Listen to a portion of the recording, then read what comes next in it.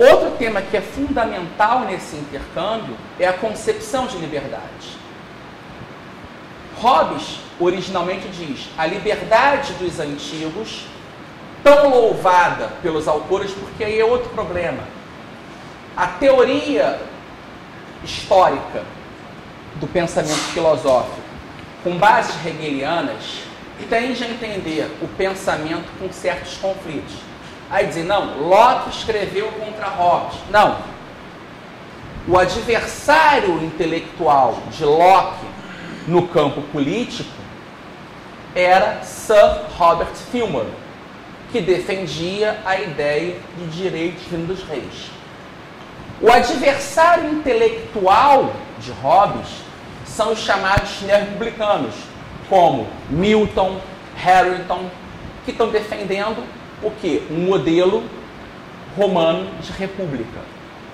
E diz Hobbes, o problema é que esses autores que louvam tanto a liberdade dos gregos e dos romanos não entendem que a liberdade dos antigos era uma liberdade ou seja, uma liberdade de participação. Eu sou livre para decidir o destino da coletividade na esfera pública. E Hobbes diz, a liberdade privada, a liberdade dos modernos é de outro tipo. Ela é a liberdade de eu sou livre, é a liberdade negativa. Eu sou livre de coerção externa injustificável. Eu sou livre na medida em que o meu poder de ação não é limitado injustificadamente. Porque essa liberdade antiga, se a comunidade como um todo decide a medida, e eu sou parte dessa assembleia que votou, se a minha consciência perde nesse julgamento, eu sou obrigado a acatar essas coisas. E eu sou livre, sendo coagido às vezes de forma absurda. O democratismo prega isso.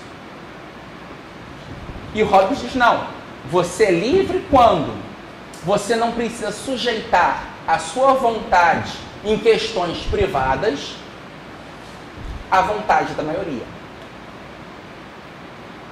Essa noção, ela é mantida por Wilhelm von Humboldt na obra sobre os limites da ação do Estado, que é uma das principais fontes políticas usadas no livro Fundamentos da Liberdade, quando Hegel discutiu o que é o Estado de Direito, e usada muito também por Mises no liberalismo na tradição clássica, e mais à frente por Benjamin Constant de Rebecca, que num discurso em 1819, na Academia Francesa, vai falar da liberdade dos antigos comparada à dos modernos. E ele, ao falar isso, ele percebe que existem também duas formas de democracia. Uma seria a democracia dos antigos e a outra seria a democracia dos modernos. A democracia dos antigos vai entender que, ao ser aplicada, ela vai transformar a sociedade na multidão amorfa, numa massa inerte a ser manipulada e instrumentalizada por um governante ou por um partido político. Já a segunda forma entende o povo como um conjunto de indivíduos, cada uma das quais, no próprio lugar e a seu modo, com a possibilidade de formar a própria opinião a respeito da coisa pública e a liberdade de exprimir a própria sensibilidade política e de fazê-la valer em maneira consoante com o bem comum. Esse modelo de democracia popular, que é o modelo definido por Rousseau, pelos jacobinos, pelos partidos de esquerda como um todo, ela é a democracia em que na verdade, nós escolhemos via plebiscito o ditador do momento. Infelizmente, é o que está em vigor na América Latina, no Brasil. A cada 4 anos, nós escolhemos a criatura que vai tungar nosso dinheiro com impostos e fazer o que bem entender.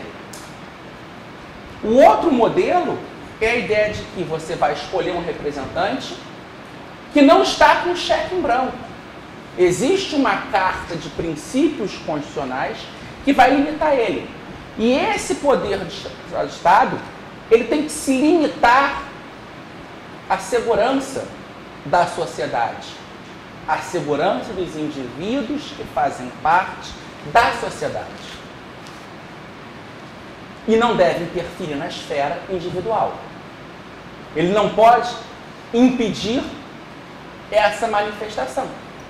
E ele pode ser contestado.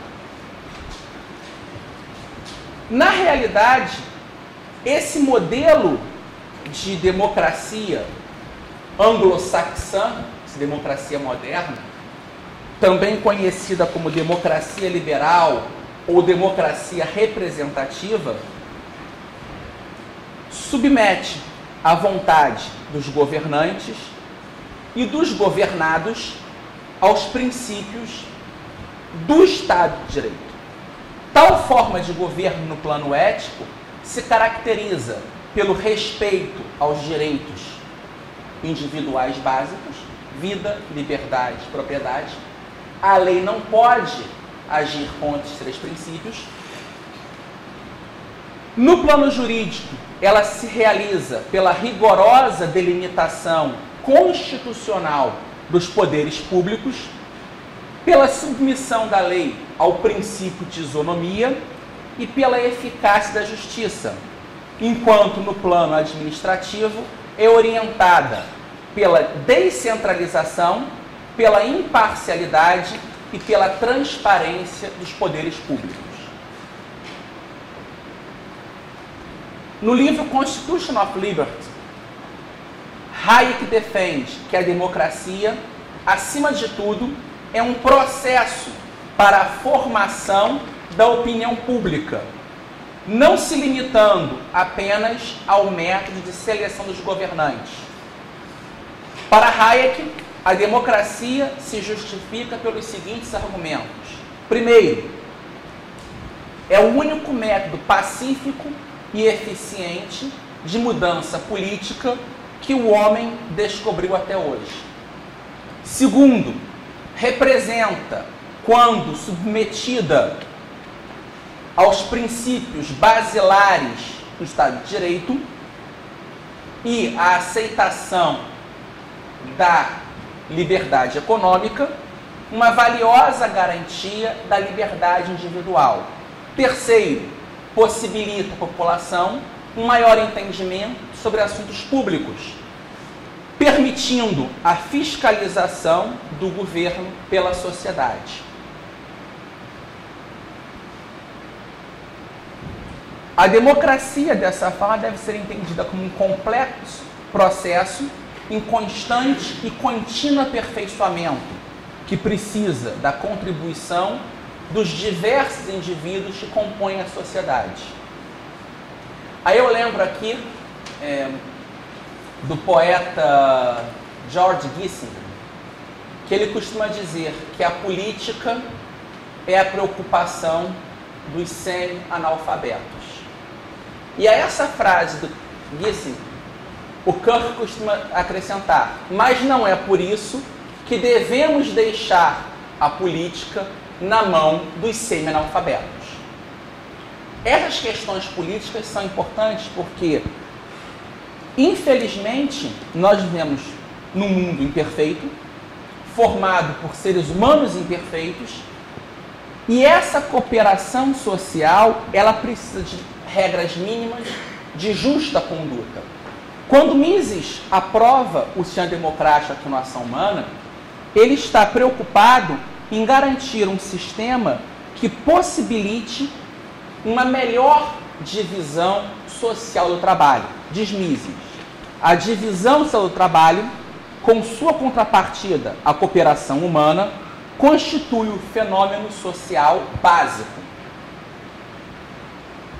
A experiência ensina o homem que a ação em cooperação é mais eficiente e mais produtiva do que a ação isolada de indivíduos autossuficientes.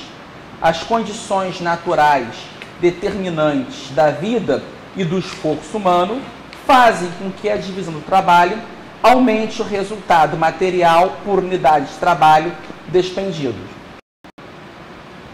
Mais à frente, na página 64, diz Mises: a divisão do trabalho é o resultado da reação consciente do homem à multiplicidade de condições naturais. Ou seja, o grande papel do indivíduo na sociedade é o de ser um promotor da ação humana, de um controlador da atuação dos governantes e, acima de tudo, um agente no mercado, na cultura, na comunidade. Mises encerra a ação humana com as seguintes palavras: a liberdade do homem escolher e agir sofre restrições de 3 tipos. Em primeiro lugar, estão as leis físicas, a cujas inexoráveis determinações o homem tem que se submeter se quiser permanecer vivo. Não adianta eu achar que sou super-homem e pular pela janela. A gravidade vai dar um fim no meu delírio. É uma lei física. Eu não posso. Eu morro se eu não seguir essa lei física. Segundo, estão as características e aptidões congênitas de cada indivíduo e sua inter-relação com o meio ambiente. Tais circunstâncias, indubitavelmente, influenciam tanto a escolha dos fins e a dos meios, embora o nosso conhecimento de como isso se processa seja bastante imprevisível.